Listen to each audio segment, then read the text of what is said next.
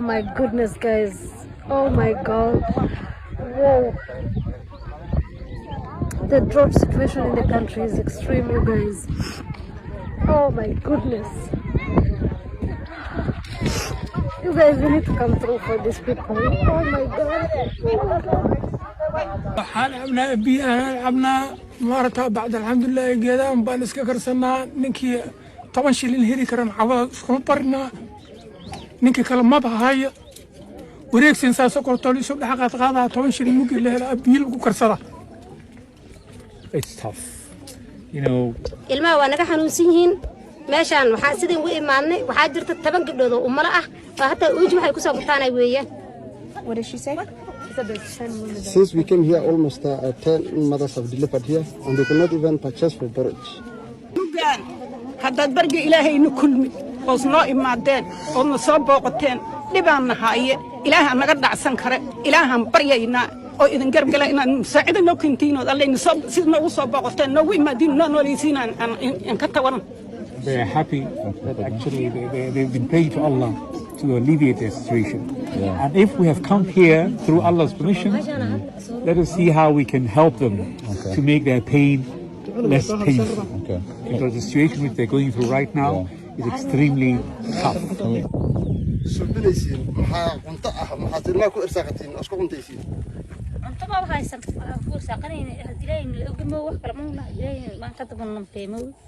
She's saying we have nothing at all to feed kids. We are only relying with relatives or our families. We share meals with them, and we wait from Allah.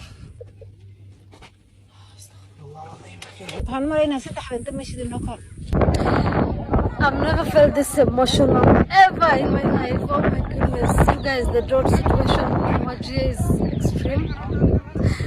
People over here have not eaten for like, I don't know, for like 2 months. Imagine 2 whole months people have not eaten. They're just depending on water, and this is what I was told they're eating. They boil these trees and they eat that and water. Oh my God. We have 400 households over here, and all of them, they just depend on like maybe 1 meal a day. That is if someone finds something, and they all share. Like imagine someone gets 10 shillings. That's what they told us. If one household gets 10 shillings, they all like share that 10 shillings, buy something that can feed all of them. Subhanallah. Subhanallah. Yani.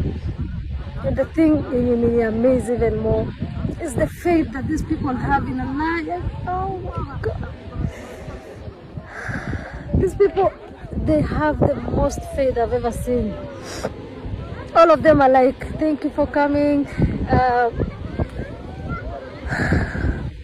If you're gonna help us because of Allah, please help us. But we only expect help from Allah. Oh my God. Wow. This trip has been an eye-opener for me. Someone asked me why I'm making it seem like I cannot go back to Somalia. Well, the only thing I can say to that is, as someone with a psychology degree, and you don't have to have a psychology degree to know this, but some people may not know this, that there is something called generational trauma. Just like we inherit our DNA from our parents, we also inherit their fears and traumas as well. So there are things like trauma that can be passed down from one generation to another. So I have a fear of going back to Somalia without ever having seen it, unfortunately. But I love my country and I would love to go see it. I would love to go touch the sand, smell the air, conversate with the people, and eat its fruits. But life is step by step, and I would love to start with baby steps. I would love to visit Jigjiga, and I would love to go to Garowe. I would also love to go visit Hargeisa and Borama and stay in Dar es Salaam, that's in Mogadishu. But yeah, baby steps until I get to Hamar, inshallah. But yeah, no, that's it. And generational trauma is real, you guys. Wallahi, it is real. And even though I can just pick up my passport and book a ticket and fly to Somalia right now. It's just not that easy. It's really not that easy. And I hope that some people can really understand it. I would love to start with baby steps. And if you guys want to hear my mom's Civil War stories, I can definitely make some videos about that as well. Online, the story of returning to Somalia often looks inspiring. People reconnecting with the family. They rediscover culture. They talk about slower days, stronger community, and feeling grounded in a way they never felt abroad.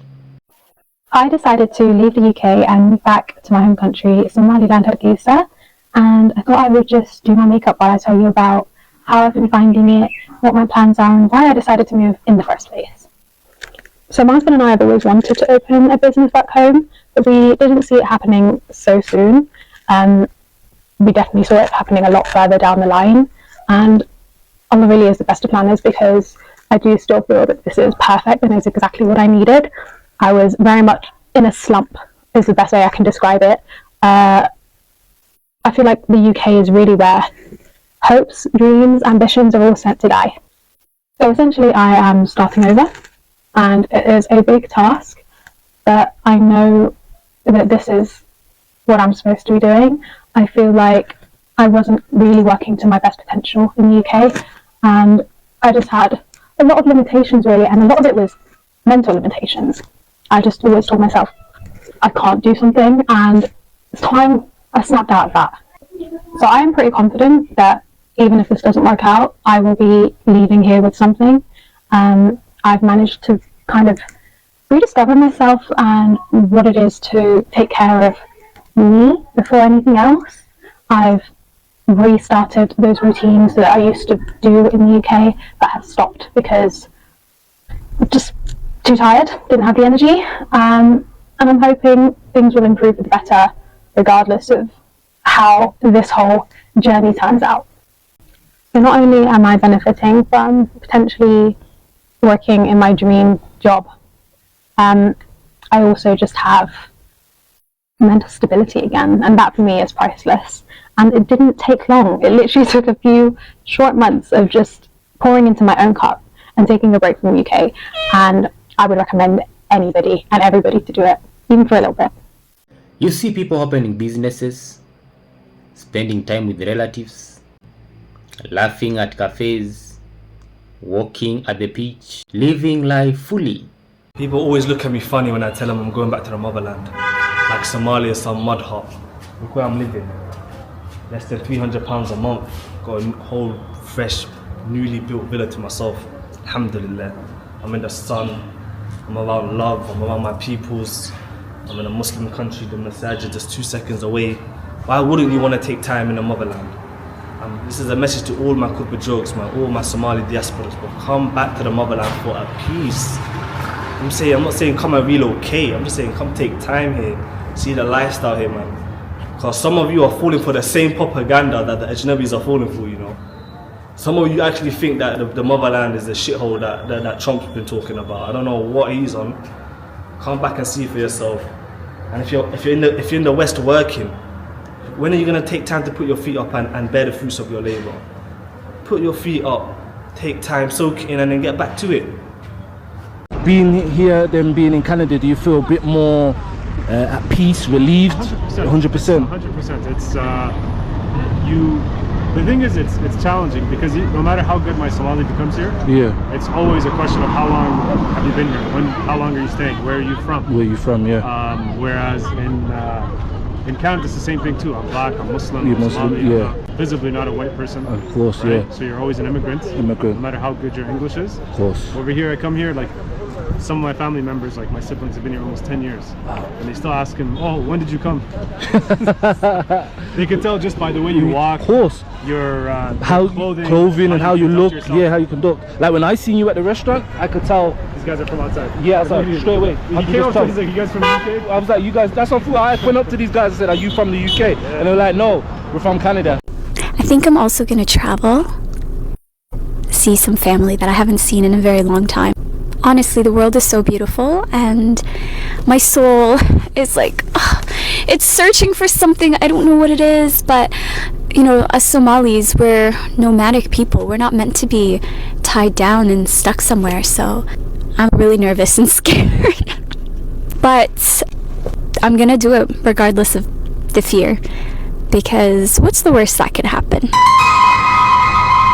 Okay, I just thought of the worst that could happen, and it's terrible, but Allahu Alam. None of that is fake. For many people, Somalia feels like the first place where life makes sense. There is less loneliness, more human connection, a shared language, shared history, shared rhythm. For them, coming back doesn't feel like a sacrifice. It feels like relief. And it is important to say that clearly, because this story deserves to be respected. So, many of you guys know I've moved to Somaliland, Hargeisa specifically, and why did I choose to leave the UK and move to this beautiful region? So, let's get into it. So, firstly, I chose to move to my country because, firstly, it's a Muslim country, and I don't want to feel like the odd one out. Whether you like it or not, if you're practicing your religion, whether it be in a workplace or whether you be on the streets, you always feel like the odd one out in the UK. You know, your wife or your sister is wearing a hijab. You walk in the streets, maybe she's the only person wearing a hijab. And you've seen what recently happened with all the riots and the mayhem. I want to feel at home, like fully at home. Here, although my language isn't the best, there's a language barrier, my Somali isn't that great, but everyone knows I'm from here. Does it make sense? Everyone knows, like, I've never felt once out of place. I feel very welcomed.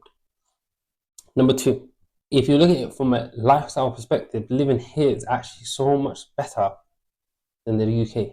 Cost of living here is cheap. My tutoring alone is enough for me and my family. Alhamdulillah. For free. The weather is very nice and sunny. I enjoy it's very relaxed here. You don't need to hustle as hard as you do in the UK. I was doing 2 jobs. Yeah. I was a scientist part-time and a tutor in the evenings. 2 jobs. UK is made for 2 incomes. One income is yourself and the other is probably your partner. That's how the UK is set up. That's why they have so much, early enrollment in schools and childcare and all of this industry to support 2 people working. Hence why I had to do 2 jobs. And 2 jobs is not sustainable. So hence why, alhamdulillah, I decided to move. In 2018, I came back to Somalia. Not for a visit, not for a break. I came back to change my life. I was going through some things at the time, and America wasn't working out for me. I was distracted, I was stuck in the wrong mindset, and as crazy as it sounds to some people, Somalia is where I found my peace. Life here is different, and in a lot of ways, it's better. I built myself back up, and I grew into the man that I needed to be.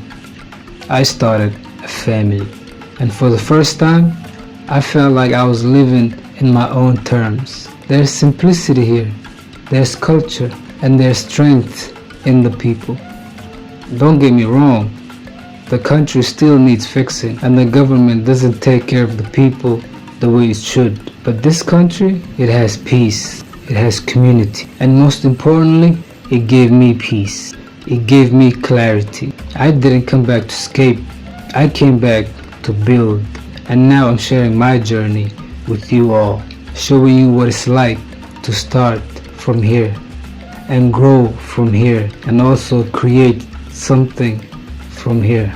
So I'm going to break down the cost of living in Hargeisa, Somaliland. I moved here from the UK about 1.5 years ago, and I've been living here ever since. I took a couple of trips to Saudi here and there, but mainly been based here.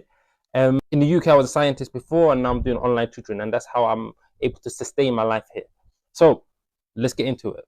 Firstly, so in the calculations, I put down 160 for rent. However, it is normally more than that. The next biggest cost has to be food and groceries. So collectively, all 4 shops combined I've spent $256 on just food.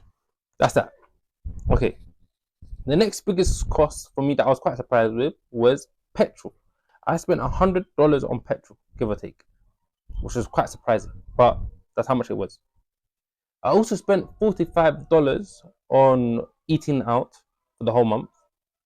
Water, so we fill up once every week, and that's going to cost us $13, so that's $52 right there.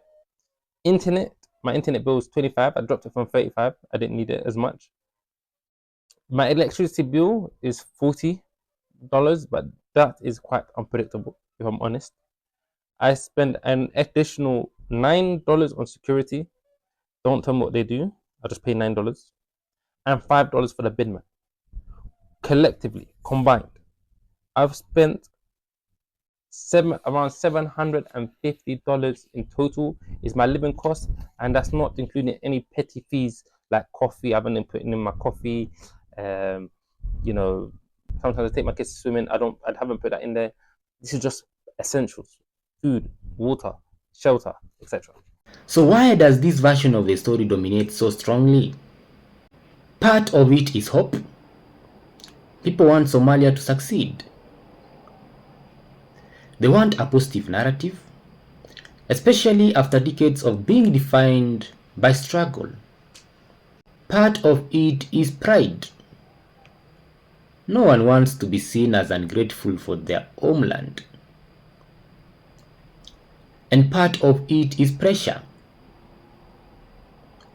There is an unspoken expectation that if you return, you're supposed to be happy, grateful, and fulfilled.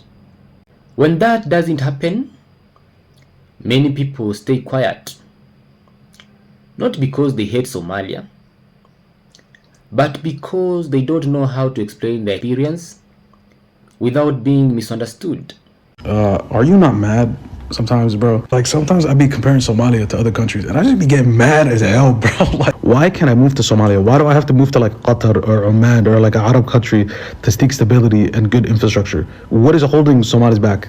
Here's what it will take for Somalia to lock in, and for the diasporas to say, I'm going home. Number one, securities in big cities, all right? There shouldn't be a worry of certain rebellious groups roaming around in that city like that. Number two, the government, court system, police, the overall institution should be neutral from tribe, neutral from religion. What? Yes. The moment someone can go to court without thinking about their tribe, yeah, the diasporas are going to start investing. Shit like that. And religion should be at a personal level. That's literally what every majority Muslim countries do already, right? They got secular system locked in. And when it comes to the Sharia law, it's just at a personal level, right? Marriage, divorce, inheritance. Let's do the same thing. Let's follow success. Yeah, cultural shift. No more tribe stuff. Literal cultural shift away from tribe. That's it. W. Somalia will be W. All right, diasporas will be calling. They're going, booking tickets. Let's go back home. That's right. I'm dreaming, but I like my dream. Eesh. What's your thoughts on this stuff? Here is the part that is rarely said out loud. Some people return to Somalia and feel lost, even with family around, even with culture all around them, even while living a life that looks good from the outside.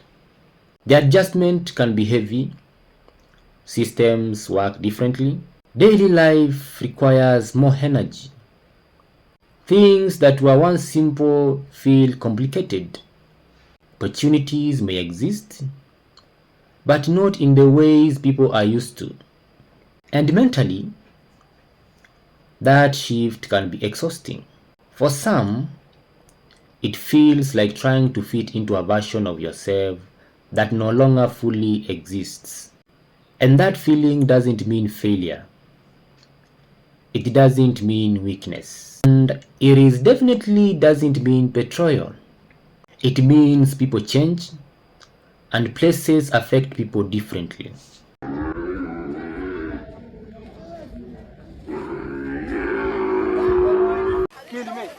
Not feeling British, but not Somali either. I can't count these, man. Coming to Somaliland, they at least understand where they came from. Oh, I can hear I can feel his heart beating like nothing. That gives them confidence and a sense of place. If you take a kid from here now and you take him to school there, that guy will work his ass off. Like me looking at this right now makes me appreciate my life. ninka Soomaali ba wallahi inoo hayni billah aduma Soomaali ba anigu Soomaali baan ahay mati. Have you heard of Somaliland? It's a country where most of the world does not know exists. But to my parents and 5.7 million others, it's called home. This is the most important part of this conversation. Somalia doesn't create one experience, it creates many.